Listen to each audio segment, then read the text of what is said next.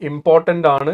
ഇതിൽ നിങ്ങൾ നോക്കി വെച്ചോ, ഇതിൽ ഏതെങ്കിലുമൊക്കെ ഒരു ക്വസ്റ്റ്യൻ നിങ്ങൾക്ക് ടാക്സ് പ്ലാനിങ്ങിൻ്റെ കേസ് കാണാം. ഫസ്റ്റ് നമ്മൾ ചൂസ് ചെയ്തത് എന്താ?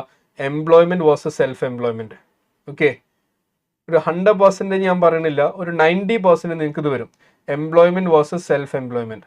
100% വന്ന് പറഞ്ഞിട്ടുണ്ടെങ്കിൽ ഞാൻ നാളെ ക്വസ്റ്റ്യൻ പേപ്പർ ചോർത്തിന്ന് പറയും. ഓക്കെ, അത് വേണ്ട. ഒരു 90% നമുക്കിത് എന്ത് വരാം, ഇമ്പോർട്ടൻസ് കൊടുക്കാം. Sole trader versus limited company.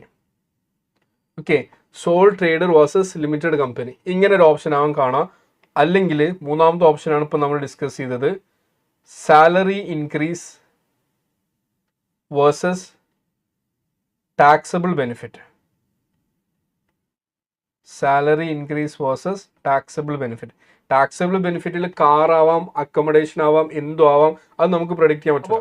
ഈ 3 ടാക്സ് പ്ലാനിങ്ങിന്റെ ഏതെങ്കിലും ഒരു ക്വസ്റ്റ്യൻ ആവും മിക്കവാറും നിങ്ങളെ സെക്ഷൻ സിയിൽ കാണാം. ടാക്സ് പ്ലാനിങ് എന്നുള്ള ഏരിയയിൽ മിക്കവാറും നിങ്ങളെ സെക്ഷൻ സിയിൽ കാണാം.